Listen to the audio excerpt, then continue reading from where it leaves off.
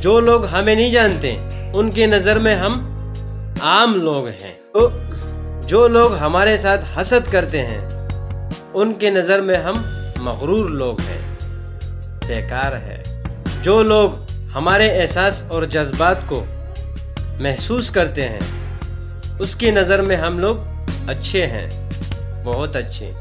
जो लोग हमारे साथ प्यार मोहब्बत करते हैं उनकी नज़र में हम बहुत ख़ास लोग हैं। और जो लोग हमारे साथ दुश्मनी करते हैं उनकी नज़र में हम बदतमीज़ और बेकार लोग हैं। मेरी बात का मकसद ये है, अगर आप या हम सब अगर अपने आप को अच्छे साबित करने के लिए घूमे लेकिन हम थक जाएंगे, लेकिन ये हम साबित नहीं कर पाएंगे कि हम अच्छे हैं।